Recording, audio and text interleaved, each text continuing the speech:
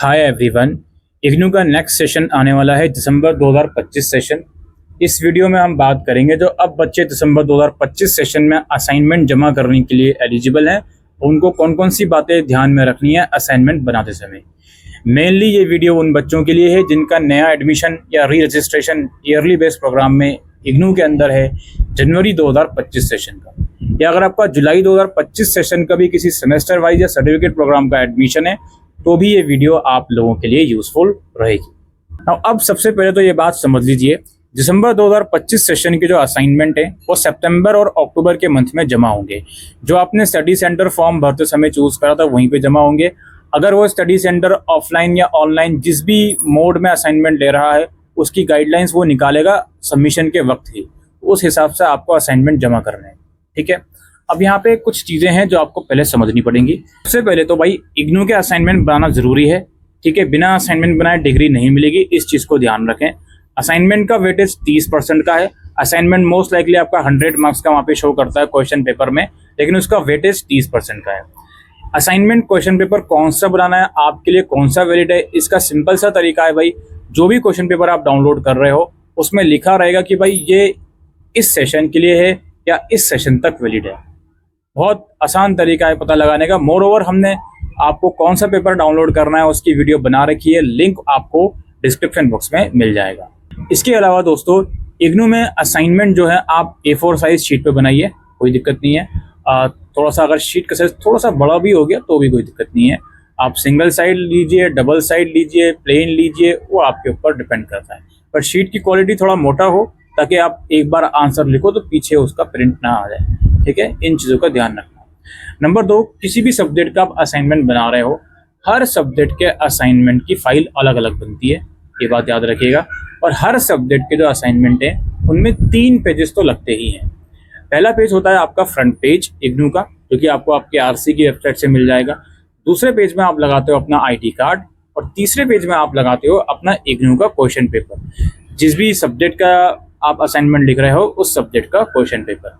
अब यहाँ पे मैं एक बात रखना चाहूँगा, देखिए ये जो 3 पेजेस आप हर एक सब्जेक्ट में लगाओगे ये सबसे आखिर का काम है। ये काम सबसे आखिर में करना, ये काम तब करना जब आपको ये पता चल जाए कि आपके असाइनमेंट ऑनलाइन मोड में जमा होंगे या ऑफलाइन मोड में जमा होंगे। क्योंकि अगर ऑनलाइन मोड में जमा होंगे तो ज़रूरी नहीं है आईडी कार्ड या क्वेश्चन पेपर का प्रिंट आउट लगाओ आप, उसका आप अपना स्क्रीनशॉट लेके प्रॉपरली क्रॉप करके वही पीडीएफ में लगा देना अगर ऑनलाइन जमा हो रहा है तो। ठीक है, बाकी जो फर्स्ट पेज का जो प्रिंट आउट है वो तो मैनुअली आपको प्रिंट आउट निकलवा के मैनुअली लिखना पड़ेगा तो ही लगाना पड़ेगा। ठीक है, उसमें जो आपकी बेसिक डिटेल आती हैं, enrolment number, programme code, regional centre code, mobile number, ये सब चीज़ें जो आती हैं। ठीक है, ये तो बात हो गई बेसिक चीज़ों की कि किस तरीके से बनेंगे।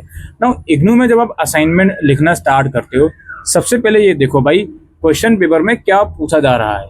क्वेश्चन पेपर में जो वर्ड्स हैं, डिस्क्राइब करना है, इलस्ट्रेट करना है, लिबरेट करना है, डिस्टिंग्विश करना है, क्रिटिकली एग्जामिन करना है, इन क्वेश्चन की स्टेटमेंट को समझिए, उसके बेसिस पर आंसर दीजिए। कई बार क्या होता है भाई, क्वेश्चन पेपर में पूछा कुछ और जा रहा होता है, हम क्या करते हैं एक टॉपिक पकड़ लेते हैं, भाई इस टॉपिक के ऊपर हमें जितना आता है हम लिख देंगे, लेकिन भाई लिखना क्या है एक्चुअल में, उसको क्रिटिकली क्रिटिसाइज करना है, उसमें अपनी राय देनी है या उसके एडवांटेजेस देने हैं, वो चीज़ें हम भूल जाते हैं।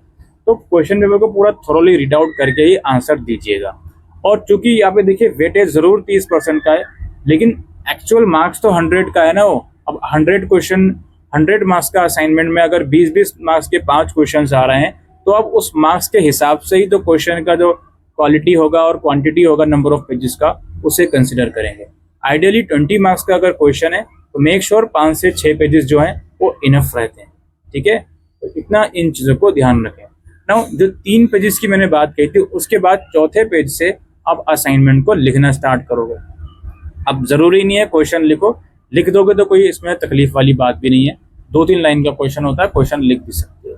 तो क्वेश्चन लिखो और उसके नीचे से आंसर लिखना स्टार्ट करो।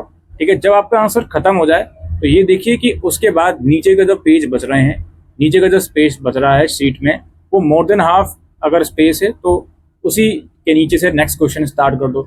लेस देन हाफ है तो नेक्स्ट क्वेश्चन नेक्स्ट पेज से स्टार्ट करो। ठीक है, इसी तरीके से जितने भी क्वेश्चंस आपको करने हैं as per your question paper instruction वो आप लोग कर लो। इसके बाद मैं यहाँ पे कुछ बातें रखना चाहूँगा। काफ़ी लोग ये बोलते हैं कि सर हम असाइनमेंट को सजा सकते हैं, उस पर बोल्ड लाइन कर सकते हैं, उसमें अंडरलाइन कर सकते हैं।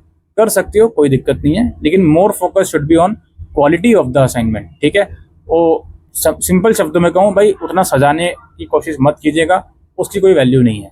आप असाइनमेंट इग्नू के लिए बना रहे हो, आप कोई 12th क्लास का प्रोजेक्ट नहीं बना रहे हो जिससे आपका एग्जामिनर इंप्रेस हो जाएगा। इस चीज़ को ध्यान रखना। ना अब यहाँ पे मैं एक बात और कहना चाहूँगा। देखो, जो असाइनमेंट जब आप बना लोगे ना, चौथे पेज से, यानी जिस पेज से आप अपना आंसर लिखना स्टार्ट कर रहे हो, वहां से सीरियल नंबर लिखना शुरू कर देना। ऊपर सीरियल नंबर 1 लिखना, और एक सब्जेक्ट का असाइनमेंट जितने भी पेजेस में आएगा, लाइक फॉर एग्जांपल 30 पेजेस में अगर आया है, तो 1 से लेकर 30 तक उसकी सीरीज चलेगी।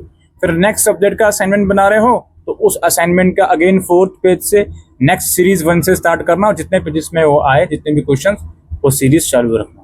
और 4th पेज से ही हर असाइनमेंट में अपना नाम, इनरोलमेंट नंबर और सिग्नेचर ये जरूर कर देना। ठीक है, ये इग्नू भी बोलता है, कर देना। अगर भूल जाओ तो कोई सब पहाड़ नहीं टूटेगा, बहुत मेजर कंपलसरी चीज़ नहीं है, लेकिन लिख दोगे तो अच्छा रहेगा।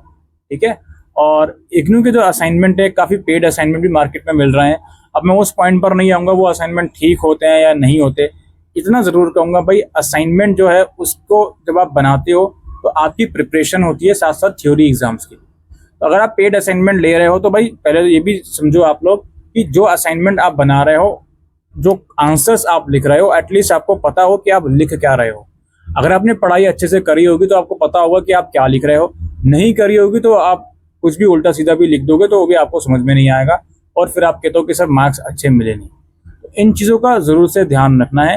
बाकी जो अगर ऑफलाइन मोड में असाइनमेंट जमा होंगे, जैसे कि मैंने कहा, हर सब्जेक्ट की अलग फाइल बनती है, तो फाइल जो होती है, पेपर फाइल जो इग्नू की आती है, वो लगाता हो, उसमें आप असाइनमेंट जमा करके दोगे, अटैच करके दोगे। और अगर ऑनलाइन मोड में हो रहे हैं तो फाइल की तो ज़रूरत ही नहीं है, आप PDF बनाओगे, PDF बनाना सीख जाना, उसकी मदद से असाइनमेंट जमा करोगे। ठीक है, ये कुछ इंपॉर्टेंट रूल्स एंड रेगुलेशंस जो असाइनमेंट बनाने से रिलेटेड इस वीडियो के अंदर हम डिस्कस करने आए थे। उम्मीद करते हैं ये वीडियो आपको यूज़फुल लगी हो, तो वीडियो को शेयर करिएगा। Thank you.